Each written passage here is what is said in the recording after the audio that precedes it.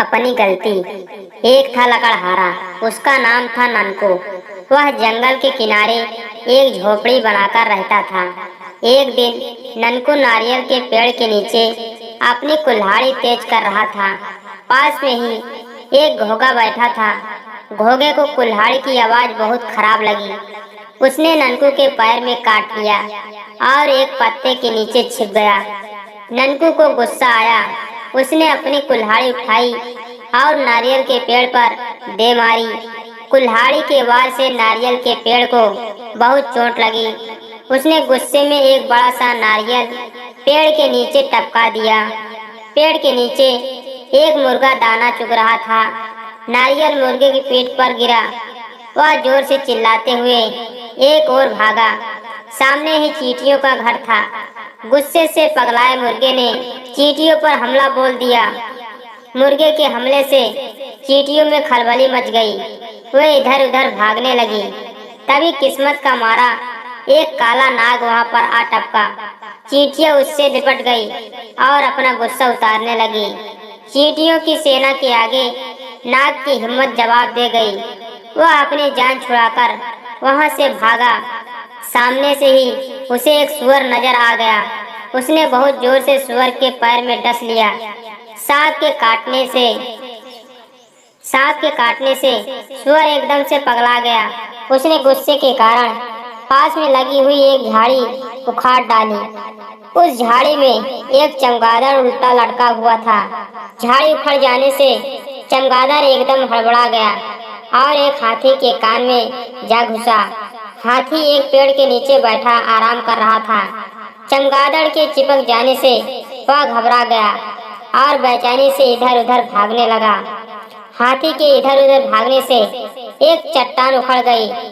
लुढ़कते लुढ़कते चट्टान एक झोपड़ी पर जा गिरी। उस झोपड़ी में एक गरीब बुढ़िया रहती थी। चट्टान के गिरने से बुढ़िया की झोपड़ी तहस नहस हो गई। अपनी झोपड़ी की दुर्दशा देख बुढ़िया का पारा 7वें आसमान पर जा पहुंचा। वह चिल्लाकर बोली, पत्थर रे पत्थर, तूने मेरी झोपड़ी तोड़ दी, तुझे इसका हर्जाना देना होगा। बुढ़िया की बात सुनकर चट्टान घबरा गया। भला वह हर्जाना कहाँ से लाती। वह बुढ़िया से गिड़गिड़ा कर बोली, अम्मा, इसमें सारी गलती उस पागल हाथी की है जिसने मुझे ठोकर मारी। ना वह मुझे ठोकर मारता, ना मैं वहां आकर गिरती और ना ही तुम्हारी झोपड़ी टूटती। इसलिए तुम्हें यह शिकायत हाथी से करनी चाहिए। बुढ़िया को चट्टान की बात माननी पड़ी। वह गुस्से से भरी हुई हाथी के पास पहुंची। हाथी रे हाथी, तुम्हारी वजह से मेरे घर की छत टूट गई, तुम्हें इसका हर्जाना देना होगा। बुढ़िया की बात सुनकर हाथी एकदम से हड़बड़ा गया। आखिर गलती तो उसकी थी, लेकिन वह हर्जाना कहाँ से लाता। वह अपनी गलती चमगादड़ पर मढ़ाता हुआ बोला, नहीं नहीं बुढ़िया माँ, इसमें गलती तो चमगादड़ की है। वह दुष्ट मेरे कान में घुस गया था, इसी वजह से मैं एकदम से हड़बड़ा गया और चट्टान लुढ़क गई। इसलिए तुम्हें अपना हर्जाना भी चमगादड़ से वसूलना चाहिए। अपने पैर पटकती हुई बुढ़िया चमगादड़ के पास पहुंची। वह आंख बंद करके सोने की कोशिश कर रहा था। बुढ़िया की आवाज सुनकर वह एकदम से बिगड़ गया। वाह वाह, मैं क्यों हर्जाना देने लगा। तूने मुझे पागल समझा है क्या। अगर तुम हर्जाना चाहती हो तो उस सुअर को खोजो, उसी की सारी गलती है इसमें। कहते कहते चमगादड़ ने आंखें बंद कर ली।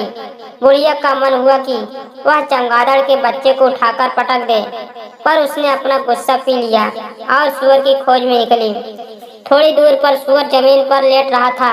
जैसे ही बुढ़िया ने उससे हर्जाने की बात की, वह भड़क गया और झपट कर बोला, मैं तो यहाँ डर के मारे मारा जा रहा हूँ और तुझे अपनी झोपड़ी की पड़ी है।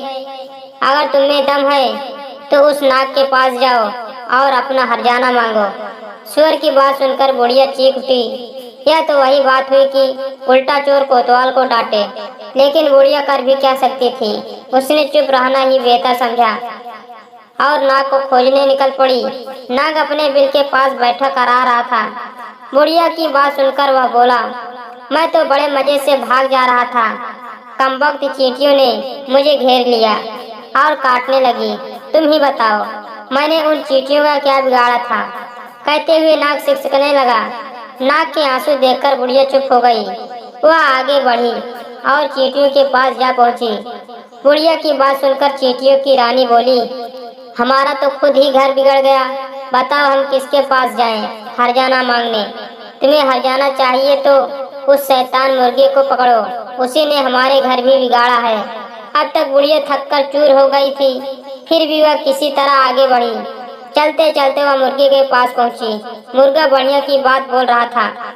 मुर्गा बुढ़िया की बात पर बोला, देखती नहीं मैं दर्द से बिलबिला रहा हूँ।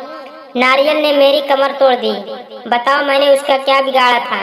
मुर्गे की बात सुनकर बुढ़िया निराश हो गई, लेकिन उसने हिम्मत नहीं हारी और नारियल के पेड़ का रास्ता पकड़ा। नारियल का पेड़ उस समय मस्ती में झूम रहा था। बुढ़िया को देखते ही उसकी मस्ती हवा हो गई। वह अपनी गलती लहराते पर थोपता हुआ बोला, तुम ही बताओ बुढ़िया माई, ननकू ने मुझ पर कुल्हाड़ी क्यों चलाई? इसमें तो सरासर उसकी ही गलती है। नारियल की बात सुनकर बुढ़िया ने अपना सिर पीट लिया, पर मरती क्या न करती। थक हार कर उस अपनी किस्मत को कोसती हुई वह ननकू लकड़हारे के पास पहुंची। ननकू अपने घर के पास बैठा हुआ पैर में दवाई लगा रहा था। वह बुढ़िया को झपट कर बोला, देखती नहीं मेरे पैर में घोगा ने काट लिया है, बड़ी आई हरजाना मांगने वाली, जा उस घोगे को खोज और उसी से अपना हरजाना वसूल। ननकू की बात सुनकर बुढ़िया की सिट्टी पिट्टी गुम हो गई। थकान के मारे उसका बुरा हाल था, फिर भी वह किसी तरह घिसटते हुए घोगे के पास पहुंची। घोगा उस समय तालाब के किनारे बैठा हुआ था। बुढ़िया ने उसे खूब खरी खोटी सुनाई और अपनी झोपड़ी का हरजाना मांगा। घोगा सिर झुकाए उसकी बातें सुनता रहा। वह अपनी गलती किसी और पर नहीं थोपना चाहता था। उसे अपने किए पर बहुत पछतावा हुआ। वह पानी में कूद गया और शर्म के कारण अपना सिर एक खोल में छुपा लिया। बुढ़िया काफी देर तक बड़बड़ाती रही और फिर निराश होकर अपने घर लौट आ गई।